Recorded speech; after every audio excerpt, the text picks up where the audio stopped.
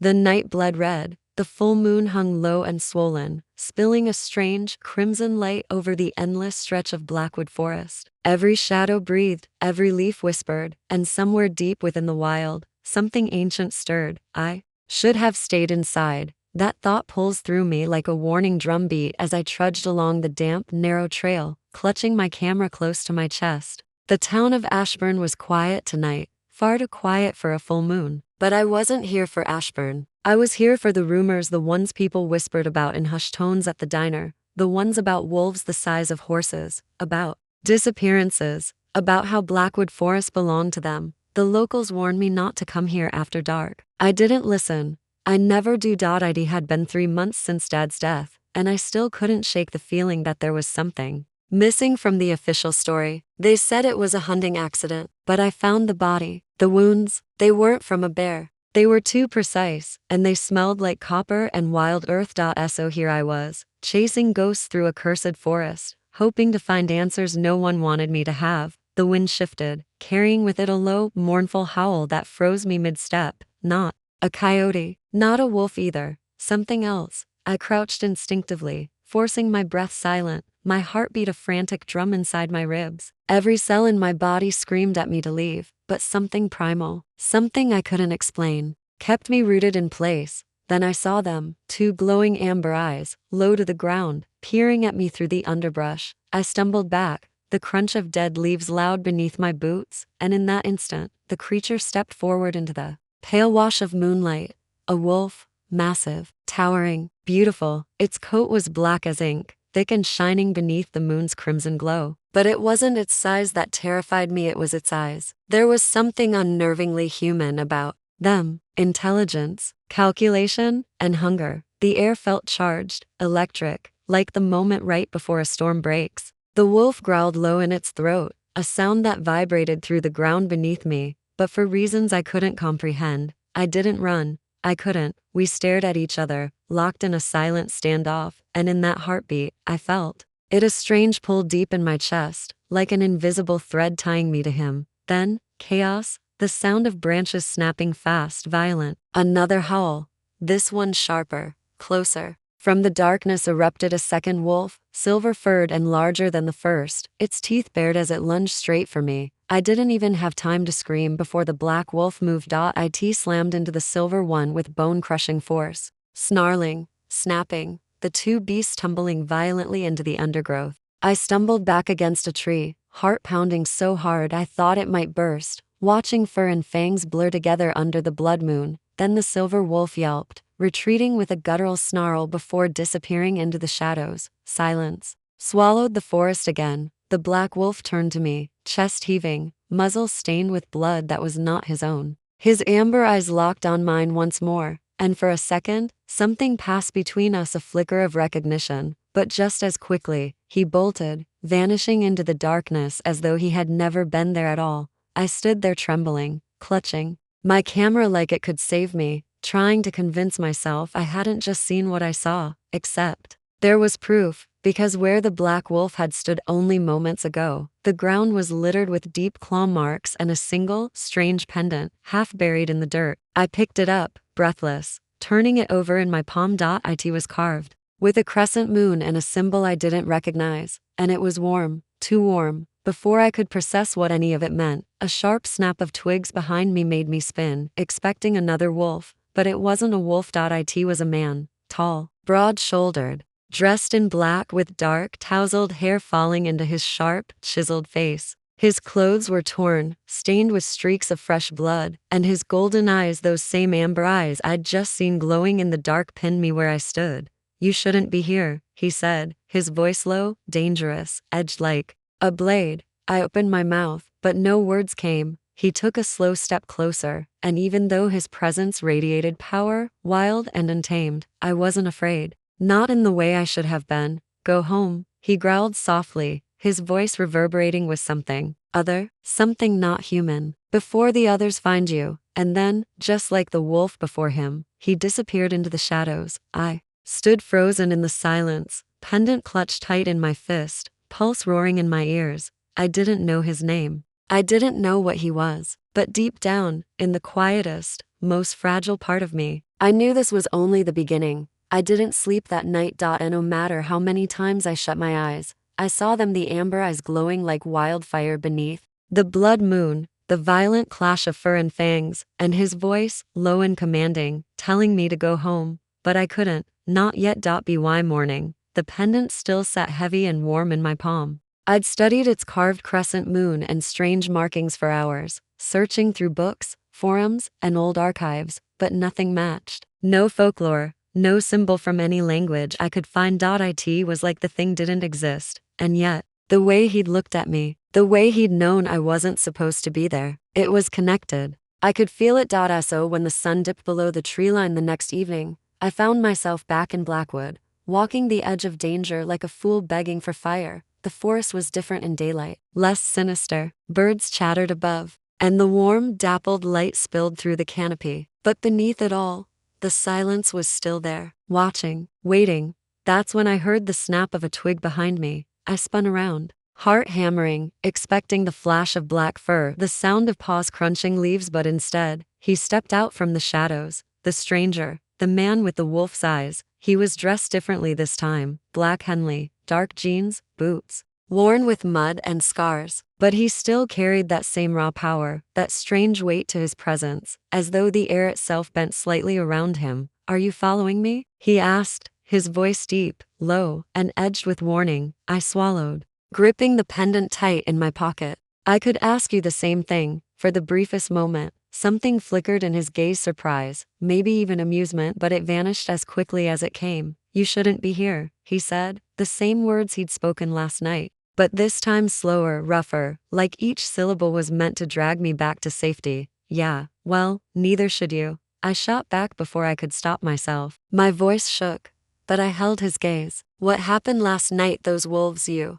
didn't see anything. The way he said it wasn't a suggestion. It was a command, threaded with something deeper than authority, something primal. But I'd never been good at obedience. I took a shaky breath and stepped forward. I did see something. I saw you. And I saw that thing. I lifted the pendant between us, letting it catch the dying sunlight on the ground where you were standing. You want to tell me what it means? The moment his gaze dropped to the pendant, the air shifted, tension rolled between us, thick and sharp, and for the first time, I saw something flash across his face, recognition. But instead of answering, his jaw clenched, muscles ticking beneath his skin, and he stepped closer. You don't know what you're holding, he said softly, dangerously. Then tell me. His amber eyes locked on mine, unreadable and yet burning, and for a second, I thought he might actually explain. But then, with a low growl, quiet, restrained, human and yet not, he turned away. I don't know why I followed him. Maybe because I thought he had answers.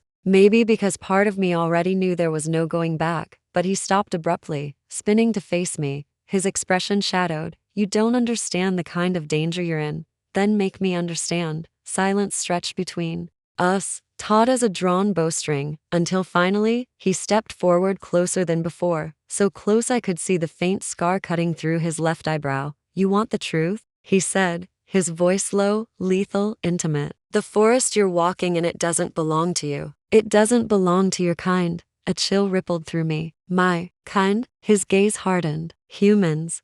He said it like an accusation. Like the word itself carried centuries of buried hatred. I don't care who owns this forest, I said, forcing steadiness into my voice even as my pulse roared in my ears. My father died here, and someone is lying about how it happened. If you know something, you owe me. I don't owe you anything. He cut in, sharp enough to sting, but behind his anger, I caught at a flicker of something else. Guilt. Before I could press him further, another sound split the silence. A low, bone-deep howl from somewhere beyond the ridge. He stiffened instantly, muscles coiling, head snapping toward the sound. And when he turned back to me, there was no softness left in his expression, only a predator's focus. They've found you, he muttered, almost to himself. My throat went dry. Who?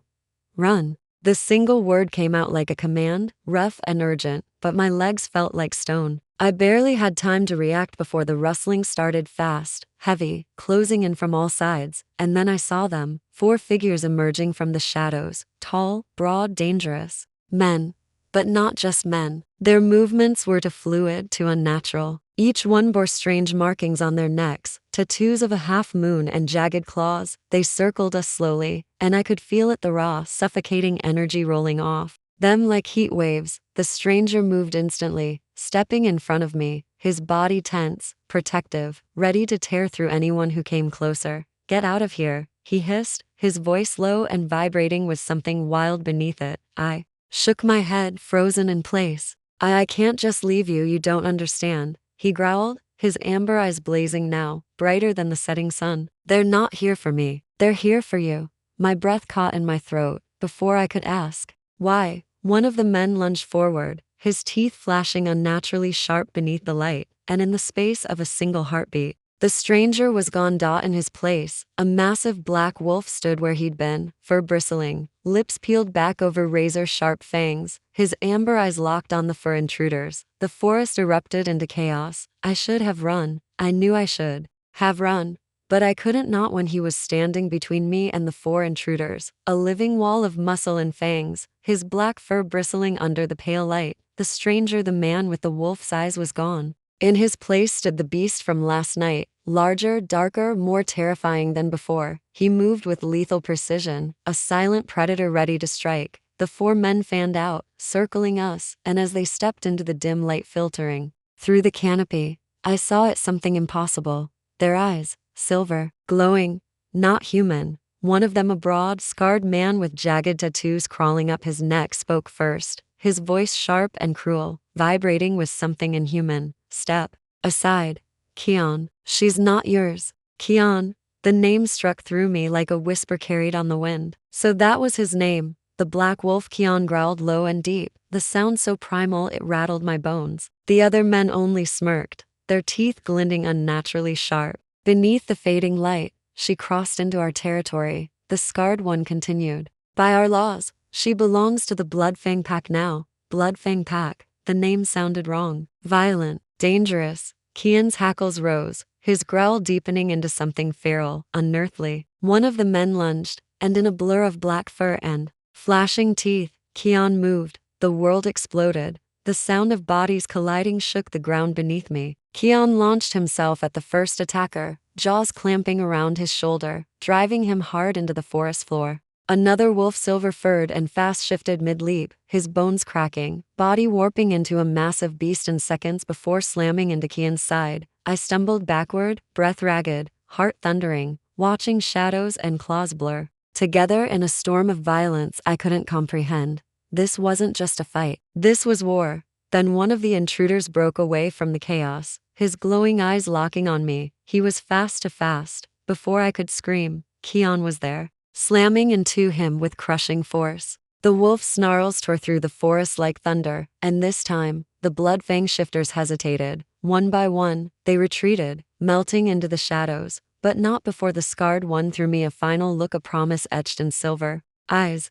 "This isn't over," he hissed, his voice curling like smoke. "The girls marked now." And then they were gone. The silence that followed was thick and strange, broken only by the sound of my uneven breaths and the rustle of leaves where Keon stood, chest heaving, his fur streaked with blood, not all of it his own. Slowly, his body began to change, bones cracked softly beneath his skin, fur receding, limbs reshaping until the wolf was gone and the man stood in his place once more, bare-chested, bruised, his amber eyes glowing faintly in the fading light. Keon. I should have been terrified of him, but terror didn't come. Instead, something else gripped me, a deep, unshakable pull I couldn't explain. He didn't look at me right away, his gaze fixed on the place where the bloodfangs had disappeared. Finally, his eyes shifted back to me, sharp and intense. "You need to leave," he said, his voice rough-edged and breathless from the fight. My throat was dry, my pulse wild.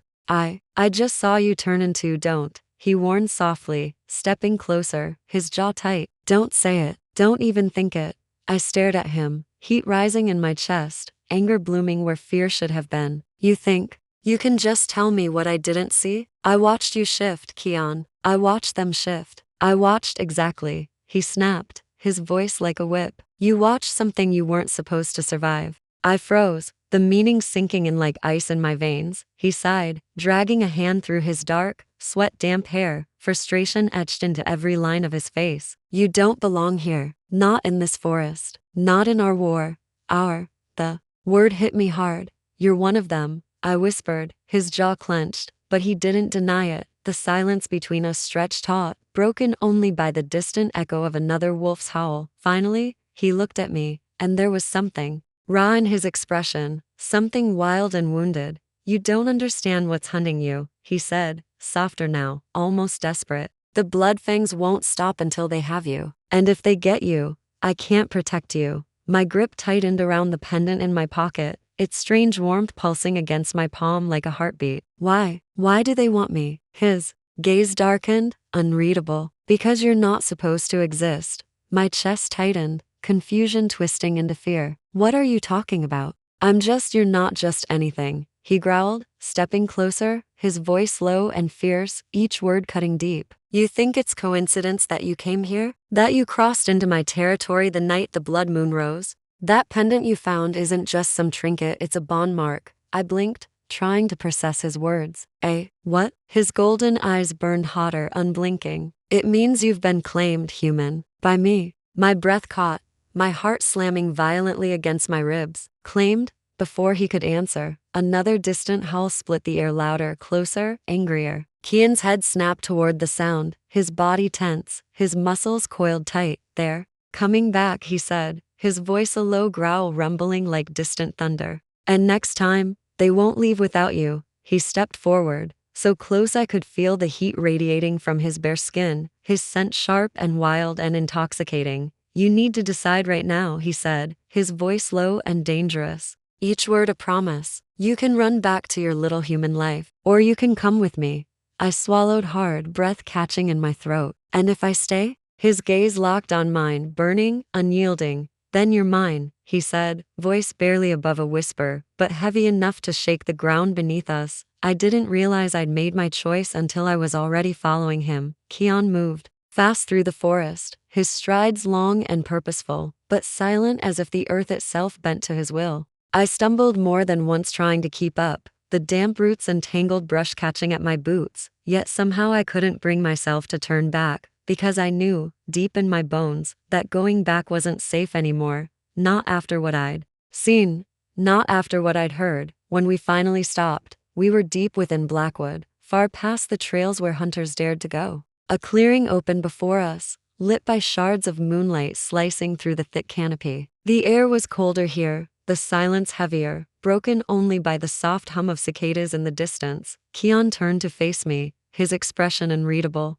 but his amber eyes glowed faintly beneath the pale light. You shouldn't have come, he said at last, his voice low and rough, the sound of it carrying more weight than the words themselves. I swallowed hard, clutching the pendant in my pocket. You told me to choose. I chose. His jaw flexed, as if fighting some silent battle within himself. For a moment, I thought he'd send me away anyway, but instead, he sighed, glancing toward the trees, scanning the shadows like he expected them to breathe danger. The bloodfangs will come back, he said, his tone edged with certainty. You're marked now. They won't stop until they have you. I frowned, my breath clouding faintly in the chill. Then tell me why. What does this pendant even mean? What do you mean I've been claimed? He hesitated, shoulders tensing beneath his dark shirt. Then slowly, he stepped closer, his presence overwhelming, like gravity itself had shifted around him. That mark, he said, gesturing faintly toward my pocket, is old magic. It ties you to a wolf's life force, to his pack, to his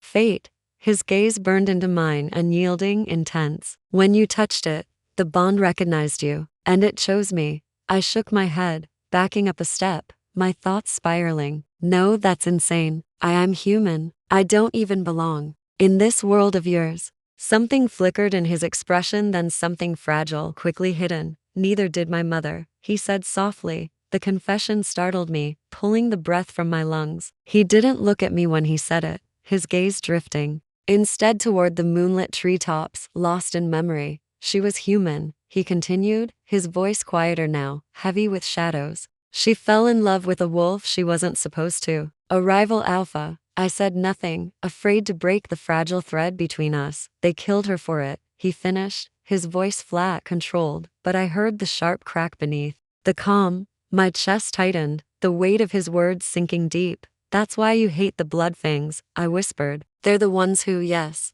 His jaw clenched, his golden eyes darkening with something cold and deadly. They were her pack. For a moment, silence stretched between us, heavy and fragile, until I found myself whispering, I'm sorry. He glanced at me, his expression unreadable, but the smallest flicker of something softened in his gaze. You're not safe here, he said again, but this time it wasn't sharp or commanding, it was almost protective. I lifted my chin, forcing strength I didn't quite feel. I'm safer with you than without you. Something passed between us then, a quiet shift in the air, subtle but undeniable. His gaze lingered, intense and searching, as though weighing the truth of my words against his instincts. Finally, he nodded once, sharp and final. Then you stay close to me, no matter what. We walked until the forest thinned and the ground sloped downward, revealing a hidden path carved between towering pines. At the end of it, tucked into the shadow of the ridge, stood a cabin. It looked old, built from rough timber, darkened with age, but sturdy, solid. Smoke drifted faintly from the crooked chimney, and the scent of pine and burning cedar hung heavy in the cool air. This is yours? I asked, my voice hushed like speaking too loud might shatter the moment. Keon nodded once. Safe enough. For now, inside, the cabin was small but warm, the soft crackle of the fire filling the silence. I stood awkwardly by the door, unsure where to put myself, while Keon crossed the room, grabbing a clean black shirt from a low dresser and pulling it over his bruised, battered skin. I caught myself staring at the faint scars scattered across his chest and arms, thin, pale reminders of a life spent fighting, and quickly looked away, heat crawling up my neck. Sit, he said without looking at me, his voice carrying quiet command. I hesitated but obeyed, lowering myself onto the worn leather couch. For a while, neither of us spoke. The fire cracked softly. Somewhere outside, an owl called. My mind was a mess of questions, but I didn't know which one to ask first. Finally, I settled on the one I'd been circling since last night. You knew my father. The shift in Keon's expression was subtle, but I caught it the slightest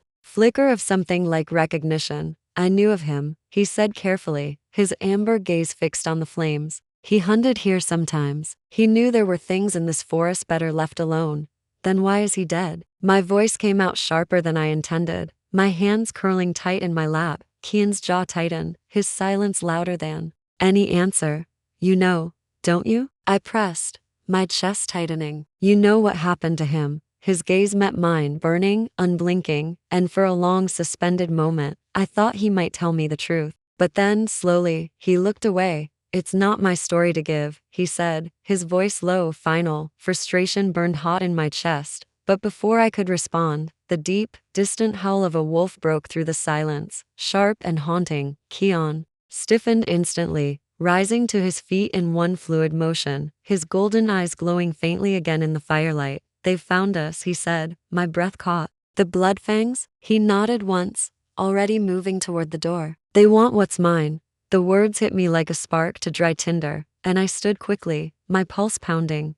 What do we do? He glanced over his shoulder, his gaze locking with mine, fierce and unyielding. We fight, he said simply. But first, you have to trust me. I hesitated, my heart racing, but something deep inside me, something primal, whispered yes. I nodded once. I do, for the first time. A shadow of a smile ghosted across his lips. Good, he said softly. Because after tonight, there's no going back. The night was too quiet, the kind of silence that hums with hidden danger. Keon stood at the cabin door, his back rigid, his muscles tense beneath his black shirt. He hadn't said a word since the distant howl, but he didn't need to. The fire in his amber eyes told me everything. The bloodfangs were coming. My hand clenched the pendant in my pocket so tightly my knuckles ached. The strange warmth pulsed faintly against my skin, almost like a heartbeat, and I couldn't shake the feeling that whatever magic bound it to me was waking up. Keon turned to me, his voice low, sharp, commanding. Stay behind me. No matter what happens, you don't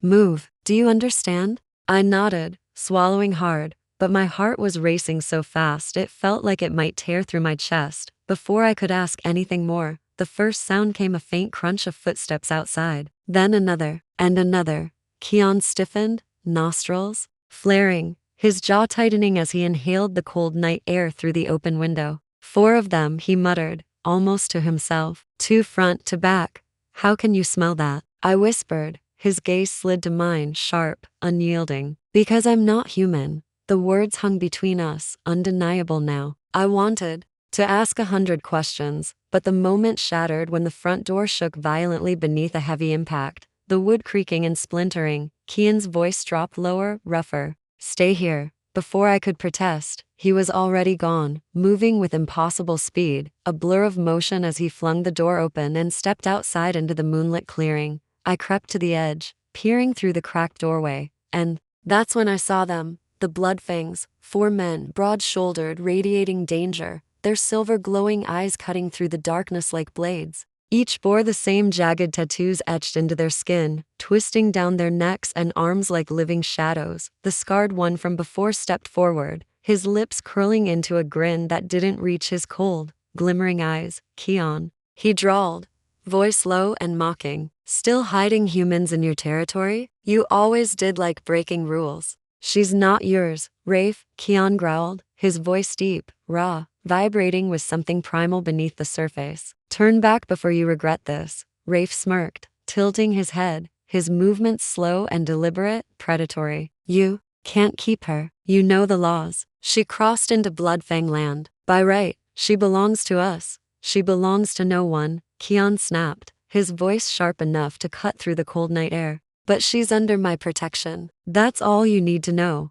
A ripple of tension passed between them, the energy so thick it made the air hard to breathe. Then, in an instant, everything exploded. Rafe lunged first, shifting mid-leap, his body twisting and cracking as silver fur burst from his skin, his bones reshaping in a grotesque, violent blur. He hit the ground as a massive wolf, bigger than any natural predator, his teeth bared and dripping with anticipation. Keon shifted just as fast. One moment, he was standing before me, tall and furious, and the next, his body broke apart in a fluid, terrifying transformation, his black fur bristling as his claws ripped into the earth beneath him. The two collided in a blur of fangs and muscle, their snarls shattering the silence as they tore into each other with bone-breaking force. The other 3 Bloodfangs moved then, rushing forward, but before they could reach Keon, the pendant in my pocket pulsed hard, almost violently, searing heat into my skin. I gasped, stumbling back, clutching it in shock, and then I felt it.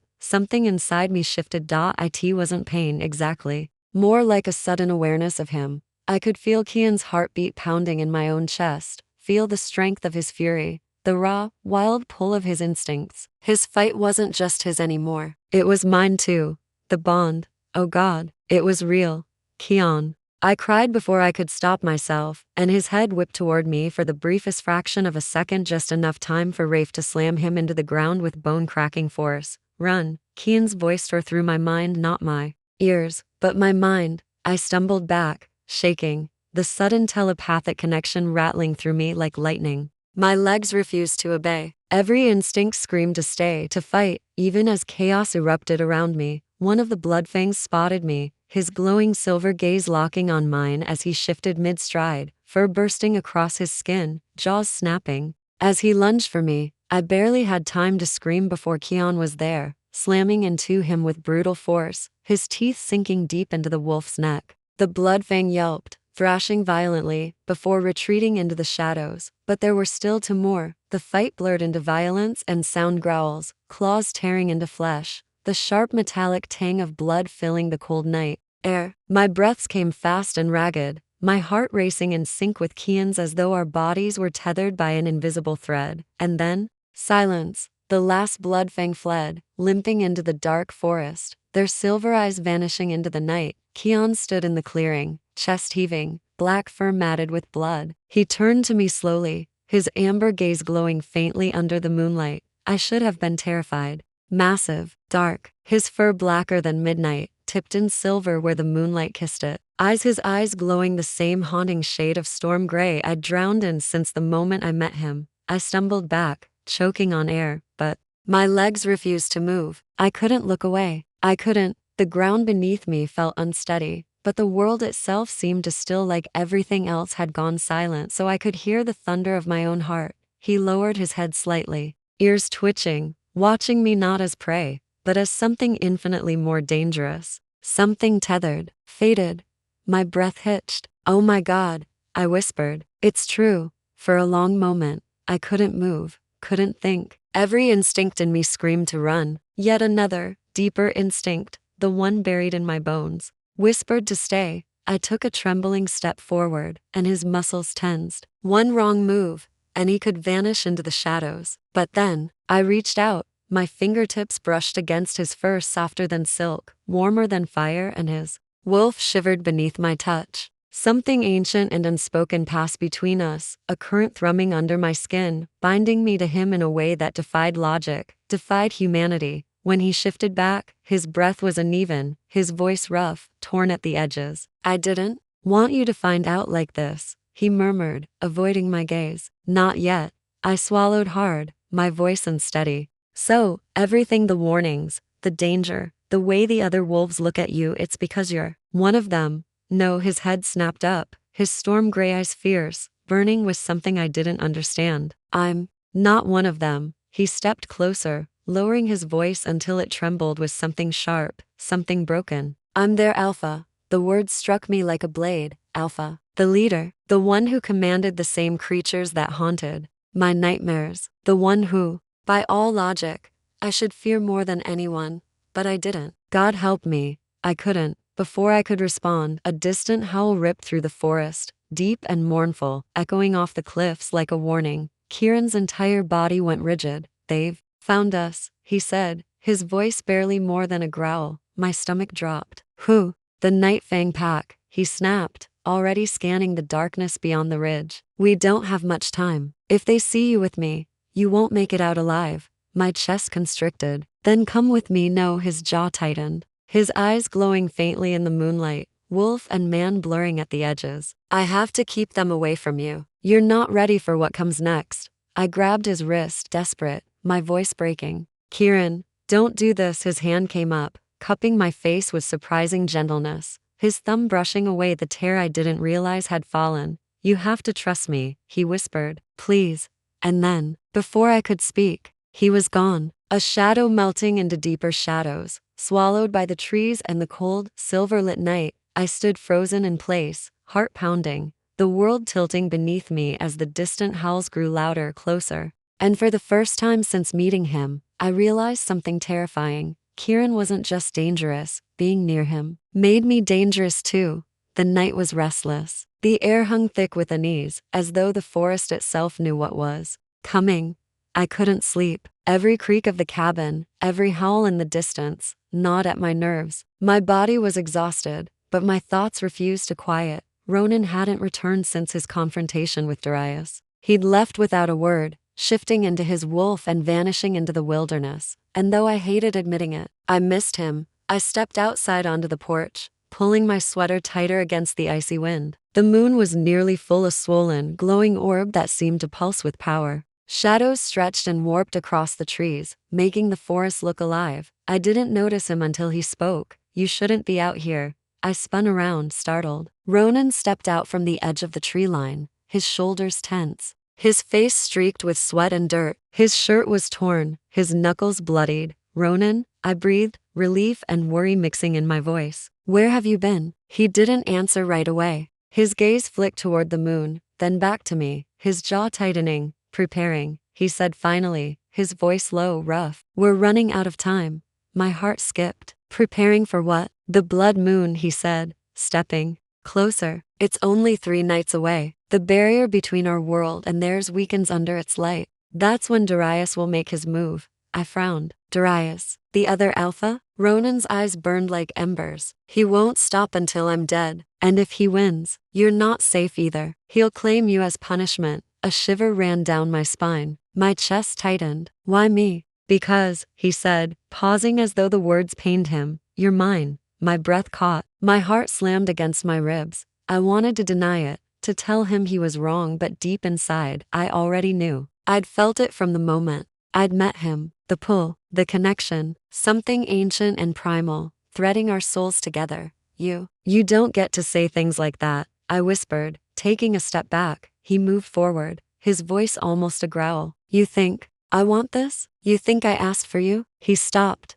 raking a hand through his hair. Fate doesn't care what we want, Mara. It doesn't care about the lives it destroys. I swallowed hard, the silence between us pressing in like a storm. Finally, I whispered, so, what happens now? Ronan's jaw set. Now, I make sure no one can take you from me. Before I could respond, he reached into his pocket and pulled out a small obsidian vial etched with ancient runes. He held it out, his hand trembling slightly. What's that? I asked, eyeing it warily. A blood moon oath, he said quietly. It's forbidden, but it's the only way to keep you safe. I hesitated, fear prickling along my skin. Forbidden? How? It binds to souls, Ronan said, his voice low and reverent. Not just for this life, for everyone after. If Darius or anyone else tries to hurt you, the oath will burn them from the inside out. My breath caught in my throat. That sounds permanent. It is. His eyes locked on mine, burning with something raw and untamed. If you drink it,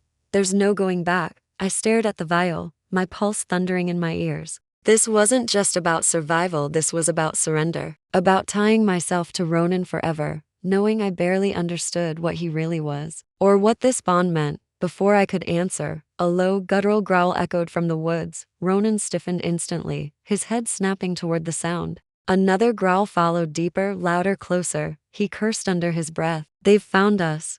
Who?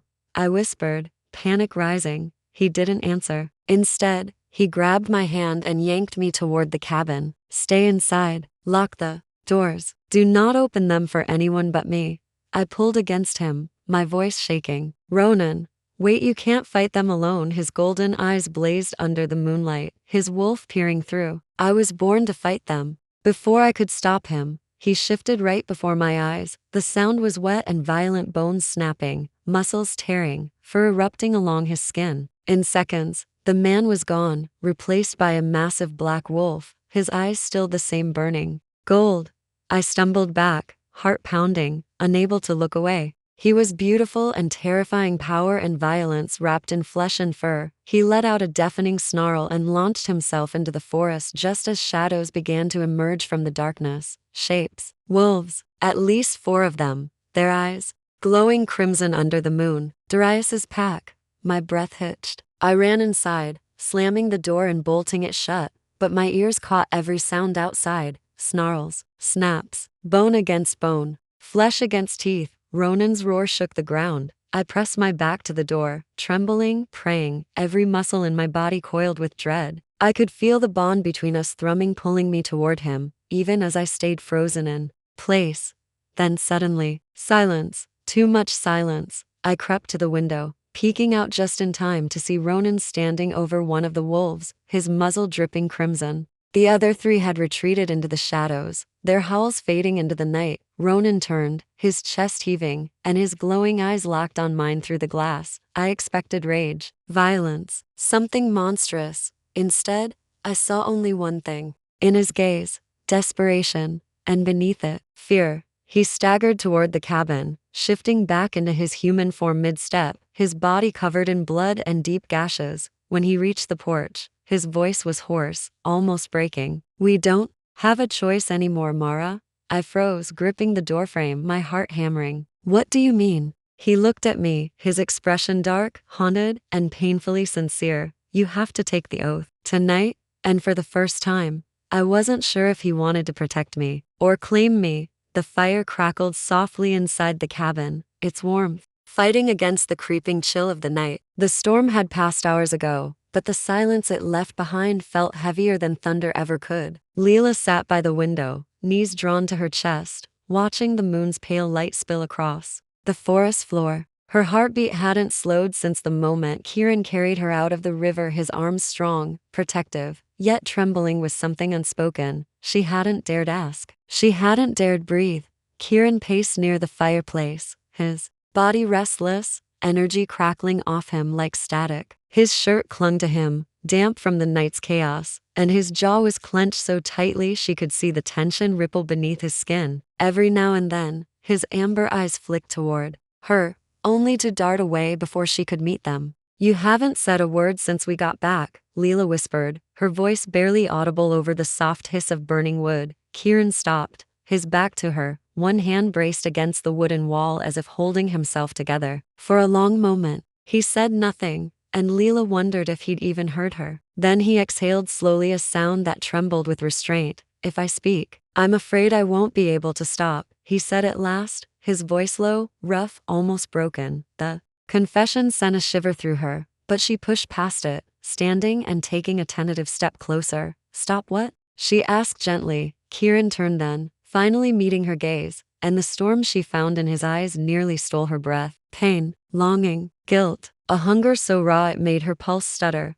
Stop pretending I don't feel what I feel, he admitted, his voice hoarse, his words tearing free like an animal escaping its cage. Leela, I've tried. I've tried to stay away from you, for your sake, for mine, but every time I breathe, I can taste you in the air. Every time I close my eyes, I hear your heartbeat. And every damn time I try to convince myself you're safer without me, I fail. Leela's chest tightened, her breath caught somewhere between fear and hope. Kieran, she whispered, but her voice broke, the weight of everything unspoken crashing over her. He stepped closer, slow, careful, as though approaching a wounded creature. His presence filled the room, wild and consuming, but his touch when his fingertips brushed against her cheek was devastatingly gentle. You are my undoing, Leela, he murmured, his thumb grazing her skin like she was made of glass. And my salvation. Tears stung her eyes, but she refused to let them fall. She had fought so long, so hard, against believing this could be real,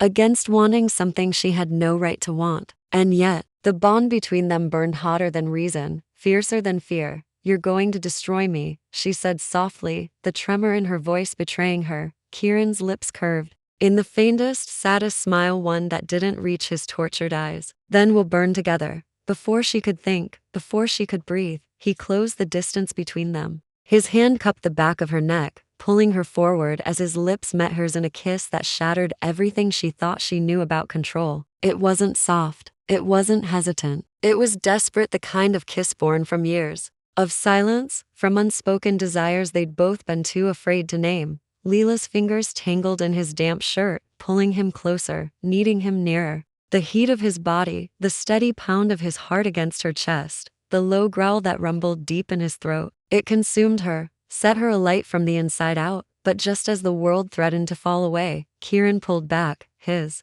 breathing ragged, his forehead resting against hers. We shouldn't, he rasped, his hands trembling as he fought some unseen battle within himself. I know, she whispered, but neither of them moved. Neither of them let go. The silence between them was deafening, heavy with everything they couldn't say. But beneath it, something shifted, something ancient, primal, undeniable. The bond, the pull, the thing neither of them wanted to name. But neither of them could escape. Kieran's hand slid to the side of her neck, his thumb brushing the wild flutter of her pulse. You feel it too, he said softly, almost accusingly. Don't you? Leela hesitated, but only for a heartbeat. Yes, she admitted, the single word tearing free from her like a confession she'd been holding back for lifetimes. His eyes darkened, the wolf within him flashing dangerously close to the surface. Then you know. You're mine, Leela. The words landed like a brand against her skin, terrifying and intoxicating all at once. She should have pulled away. She should have fought. Instead, she whispered back, and you're mine. Something inside him broke at that, and in the quiet that followed, the world outside the cabin ceased to exist. The danger, the pack, the looming threats, all of it faded into silence. There was only this moment, only them. But reality has sharp teeth, and it wasn't done with them yet, because somewhere beyond the trees, a wolf howled deep, low, and guttural, a warning, a promise, a declaration of war. Kieran stiffened instantly, his body coiled tight, his hand gripping Leela's waist as though anchoring her to him. They've found us, he said, his voice a dangerous whisper, and for the first time, Leela understood loving Kieran wasn't just forbidden. It was deadly. The night was restless, heavy with the scent of damp earth and anticipation. A pale silver moon hung above the dense forest canopy, casting thin, ghostly shafts of light onto the forest floor. My chest rose and fell as I stood at the edge of the ancient clearing, a place whispered about in hushed tones among both humans and wolves. This was where fates were sealed, where bonds were tested, where destinies could be rewritten or destroyed. I should have been terrified. Instead, I felt hollow. I thought I'd be ready after everything Kieran and I had faced the battles, the secrets, the betrayals. But standing here, knowing that his pack had rejected me, that his father wanted me gone, and that the prophecy still hung over our heads like a curse, I realized how fragile everything between us truly was. A sharp crack of twigs behind me made me spin. Kieran stepped out from the shadows, his eyes burning molten gold even in the dim light. His dark hair clung damp to his forehead, his jaw set in quiet fury not at me, but at everything standing between us. Lena, he said softly, voice rough and low, we need to talk. I hugged my arms around myself, my breath shaky. About the fact that your pack thinks I'm a threat? Or that your father would rather see me dead than marked as your Luna? A muscle in his jaw twitched, and he stepped closer. The power rolling off him was suffocating, but not frightening. It was wild, primal, uncontainable. None of them matter, he said, his voice sharp now, his dominance pressing into the air between us like a warning growl. Not my father,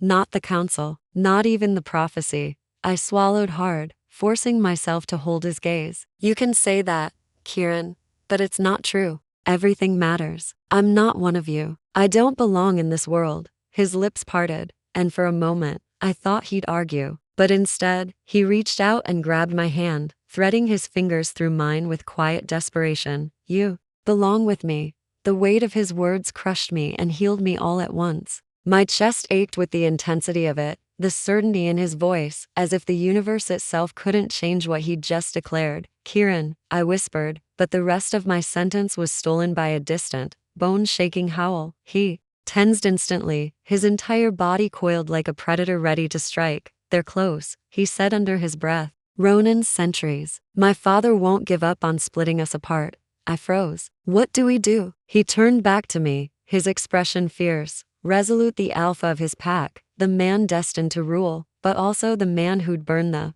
world to protect me. We fight. Before I could reply, the sound of snapping branches surrounded us. From the shadows emerged three massive wolves, their fur dark as ink, eyes glowing like burning coals. They stalked toward us in perfect unison, their low growls reverberating through the clearing like a warning drumbeat. Kieran stepped in front of me, his body rigid, his voice dropping into a deep, commanding growl that wasn't entirely human. This is your last chance, he snarled at them, his eyes blazing bright gold. Stand down. But they didn't. One lunged, a blur of dark fur and snapping teeth. Kieran moved faster than I thought possible, shifting mid-motion, bones snapping, claws extending, his body exploding into a massive wolf of pure shadow and muscle. It wasn't just a shift. It was an unleashing. The two collided with bone-crunching force, their snarls shredding the silence of the forest. The other two wolves circled, but before they could strike, Kieran's massive paw slammed one to the ground. I stumbled backward, my heart pounding wildly, until I hit the edge of the ancient stone marker at the center of the clearing. And then,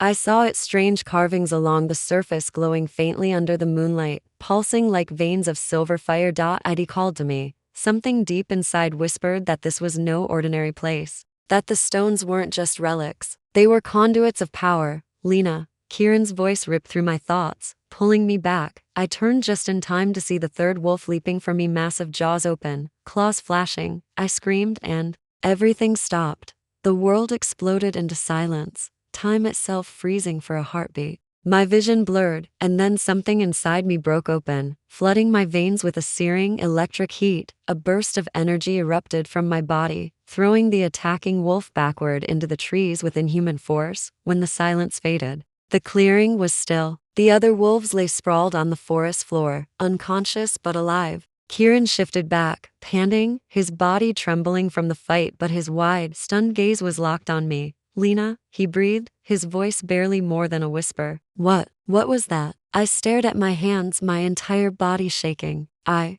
don't know.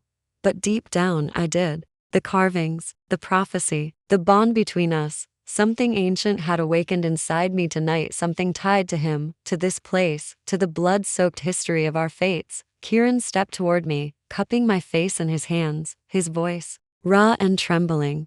They'll come for you now, he whispered. Every pack, every hunter, every creature that's been waiting for the prophecy to unfold. You're not just my mate, Lena. You're the key. I felt the truth of it settle deep in my bones. And for the first time since entering his world, I wasn't just afraid. I was becoming something else, something powerful, something the entire shifter world would kill to control or destroy. The moon shone brighter, bathing us both in its cold, silver light, and I realized our fates were no longer separate. We were bound by blood, by power, by the unforgiving will of the moon itself, and nothing would ever be the same again. The night air was heavy, charged with an energy that made the fine hairs on my arms stand on end. The forest around us was cloaked in shadows, but it wasn't just the darkness that made my chest tighten, it was the silence. Even the wind seemed to have stilled, as though the earth itself was holding its breath for what was coming. The blood moon had risen, its crimson glow spilled over the treetops, draping the world in shades of scarlet and shadow. It was said that,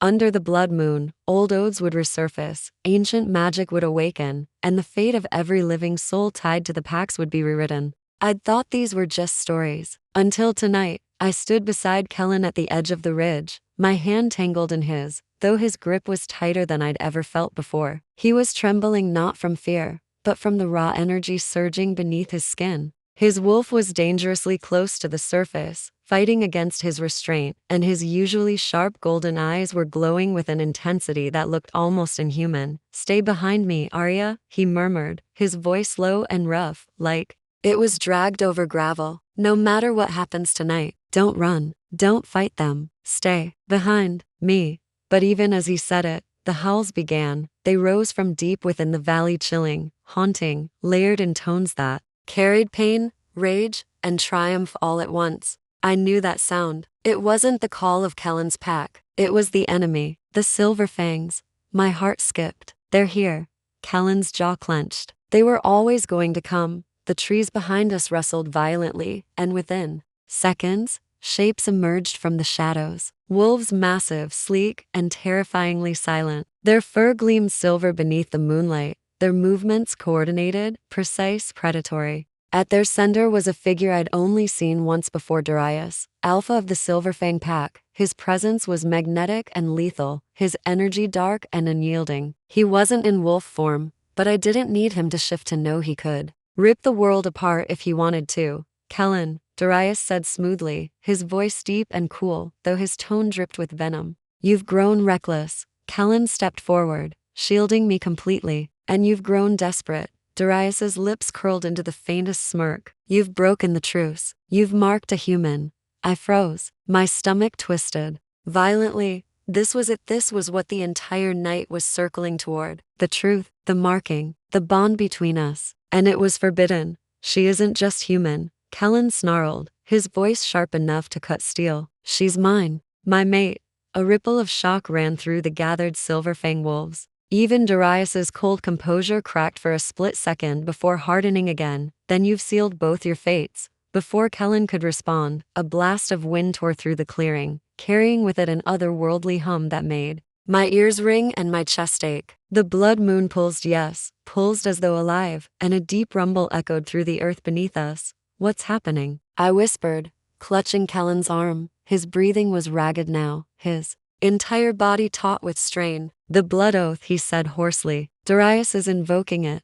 I blinked at him. "What does that mean?" "It means," Darius said, stepping forward with an unnerving calm, "that under the blood moon, the fates themselves will decide which alpha holds dominion over these lands, and over the girl you've claimed." "No," Kellen growled, his claws sliding out from his hands, tips glinting black in the crimson light. "Arya isn't a prize. She isn't yours to claim. She's tied to you now," Darius said simply, "which makes her part of the challenge." The ground beneath us trembled violently, cracking open as ancient runes burned into the earth, glowing faintly beneath the moonlight. It felt like standing on the edge of a living heartbeat, the rhythm pounding against my chest, syncing with my own. Kellen's hand brushed against mine briefly, grounding me even as chaos churned around us. His voice was low, steady, the calm. "Before the storm, stay close. Whatever happens, Arya, you do not let them separate us." Then everything happened at once. Wolves lunged forward, Silverfang and Blackmane snarling, claws tearing into the earth. bodies colliding in violent arcs of motion. I stumbled back as two massive wolves crashed mere feet from me, their growls reverberating through the air like thunder. Sparks of energy cracked and hissed whenever the blood moon's light touched exposed fur, and I realized with dawning horror that this wasn't just a fight, this was magic. I felt it in the air. Ancient, wild, untamed. It called to me in a way I couldn't explain, tugging at something buried deep within my chest. I clutched at my sternum, gasping as a strange warmth spread beneath my skin, like something inside me was waking up.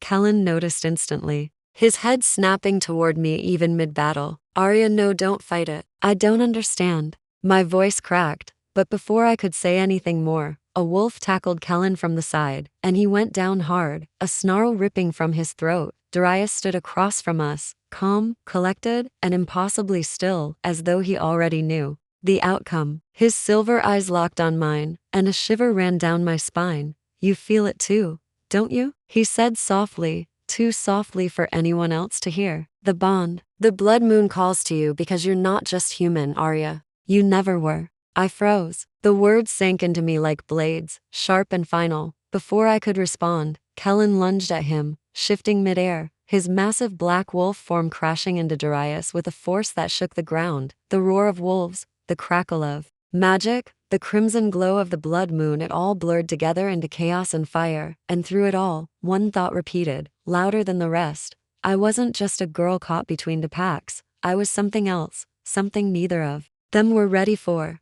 The forest was quiet that night. Not the silence of emptiness, but the silence after a storm. The kind where even the air feels fragile, as though holding its breath. The war between the packs had ended. Blood had been shed, bonds broken, and secrets unearthed, but somehow, we had survived. I stood at the edge of the clearing, my boots sinking into damp earth, watching the full moon paint the world in silver. The lake beyond shimmered like glass, and for the first time in weeks, I could hear the soft chorus of crickets instead of growls, roars, and dying screams. Behind me, footsteps approached quiet but sure. I didn't need to turn to know it. Was him, Adrian, the alpha of the enemy pack, my mate, my salvation, and my greatest undoing. "Lena," he said softly, his voice carrying like smoke on the wind. I turned, meeting those storm-gray eyes that had haunted me since the moment we met. They were softer now, stripped of the fury and cold detachment he'd once worn like armor. His shirt was torn, his shoulders still wrapped in blood-stained bandages, but there was something in his gaze that made me forget the pain we'd endured. "We made it," I whispered, almost afraid to believe it. "For now," he said, his jaw tightening. "But survival is not the same as freedom." I knew what he meant. Though the battle was over, the war was not won. The council had yet to decide our fate. A forbidden mating between rival packs wasn't just taboo, it was dangerous. We had broken a bond older than memory, defied rules carved in blood and moonlight. Adrian stepped closer, his hand reaching out, brushing against mine. Even the slightest touch sent warmth flooding through me, my wolf stirring restlessly beneath my skin. The bond between us hummed, alive and undeniable. "They'll come for us," I said quietly. He nodded. "Let them try."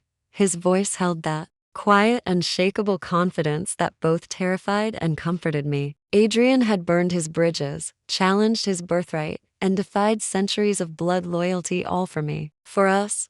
But love wasn't enough. Not here. Not in this world. The packs would never forgive him for choosing me. A human once marked as an enemy, the daughter of the man he was sworn to kill. And yet, fate had bound us. I looked back at the lake, the reflection of the moon glowing like a promise neither of us fully understood. "Sometimes I wonder," I whispered, "if the moon goddess made a mistake." Adrian's hand slid around my waist, pulling me against him until our foreheads touched. "She doesn't make mistakes," he murmured, his breath warm against my lips. "She chose you for me. No matter what happens next, Lena, I'll fight. For you. Until my last breath." The weight of his words sank deep into me, curling around my heart. I wanted to believe him. I needed to believe him. But somewhere, far beyond this clearing, the whispers of war had already begun again. Rival packs, rogue alphas, the council. They would not rest until we were either separated or destroyed. Still, in that moment, beneath the quiet glow of the full moon, I let myself forget the danger. I let myself breathe. "Do you ever wish?" I asked softly, that we could leave it all behind. The pacts, the blood feuds, everything? Adrian tilted his head, studying me for a long moment. Every damn day.